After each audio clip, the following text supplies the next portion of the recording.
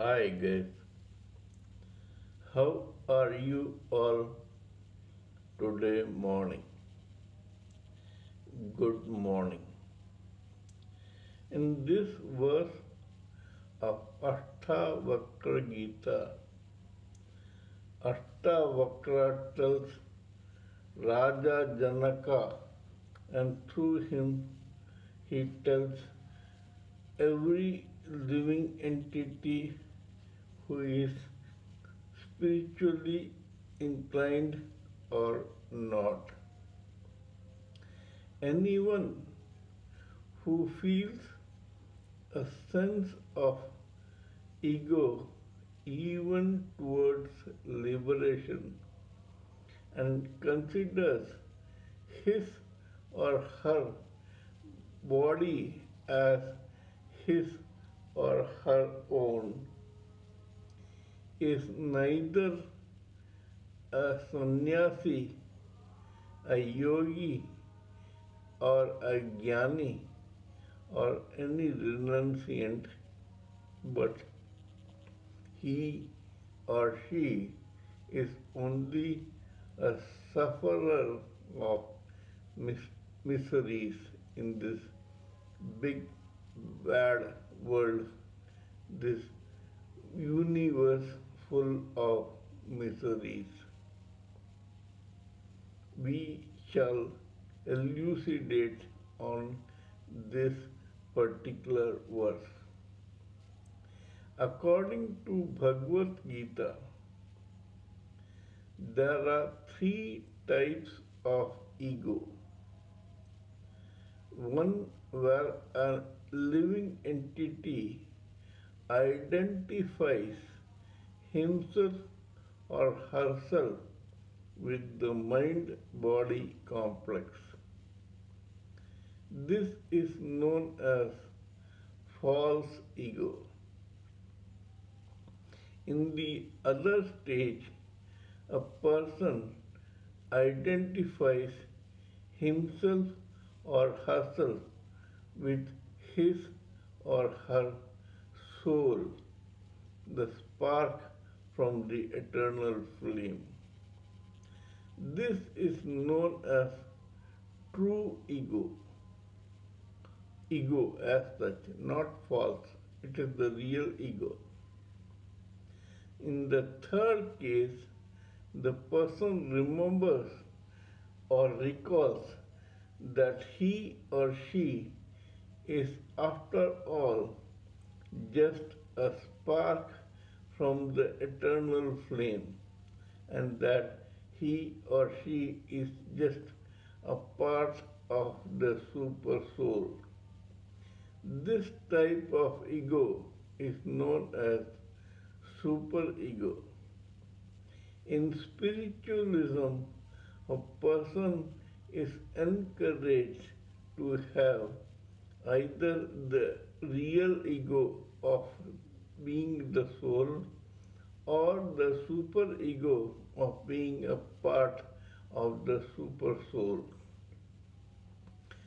Ashtavakra tells that one person, any person for that matter, whether he or she is a renunciant, jnani, or a yogi, if this person still identifies with his or her mind body complex, he or she is, a, is subjected to false ego, and hence he or she is feeling an ego sense even towards liberation, and so he or she is neither a jnani nor a yogi.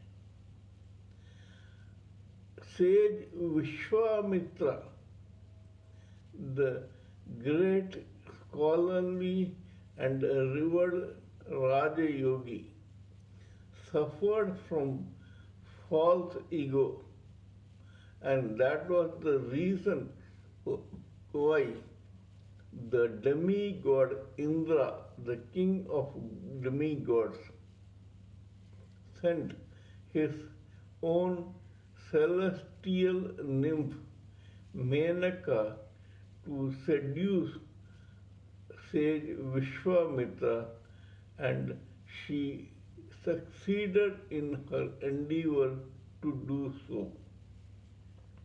If only sage Vishwamitra had the ego of the soul or the super ego of being a part of the super soul, he would never have been attracted to Menaka.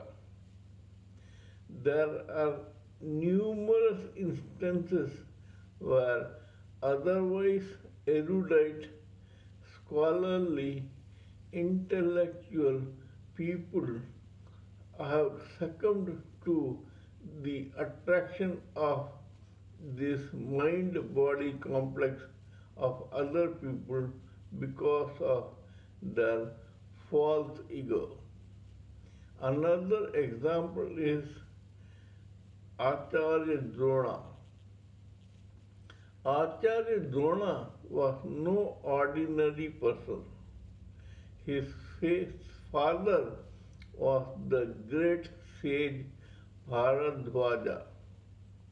Yet, because Acharya Drona identified with his mind body complex, he was attracted towards having his own property, wealth, kingdom, etc., and ultimately he died on the battlefield, which is actually the requirement of a Kshatriya, a passionate person, and not of a person of Acharya Drona's stature of goodness.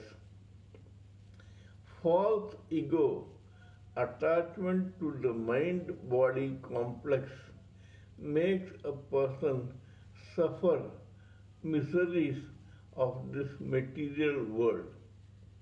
The reason behind this is that when the person attaches himself or herself to his or her mind body complex, he or she automatically gets attached to this universe and so subjected to all whims and fantasies, rules and regulations of this miserable universe. They succumb to that and become victimized by the vibes of this material universe.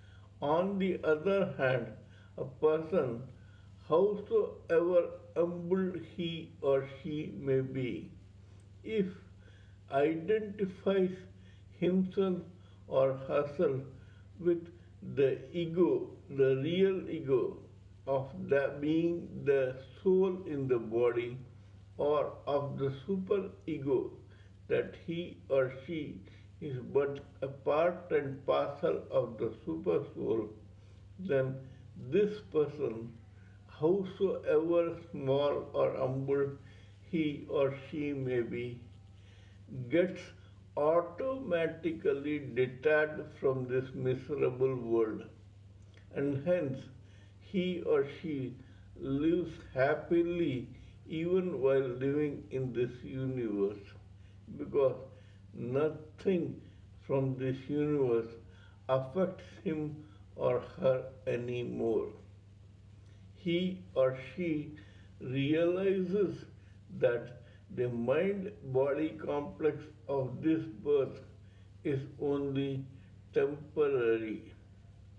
There was another mind body complex in the previous birth, and there will be another in the future birth or the next birth. This knowledge makes this otherwise ordinary person totally detached towards everything. A person who identifies with the mind body complex spins around when he or she becomes liberated or he or she thinks that he or she is liberated. This because of this person's identification with the mind body complex makes this miserable person boast to others about his or her spiritual achievement. This society, this material society, is full of various types and kinds of people. Not all celebrate your success. There are several negative forces here. When they come to know about your being liberated, they may decide to pull you down to their level by various machinations. They may make you angry by sneering, jeering, and criticizing you just for the heck of it, so that you feel furious and thus lose your closely guarded and closely guarded and coveted power that you had earned through severe penance and meditation. Hence, it is advised that you should never ever attach yourself to the mind body complex, but you should realize that you are only a soul or a part of the soul, super soul, the spiritual spark from the eternal flame. This will lead you to real self realization, attaining Brahman, and then going back to Godhead. Till we meet in my next video, it is good morning from TSV Raghavan.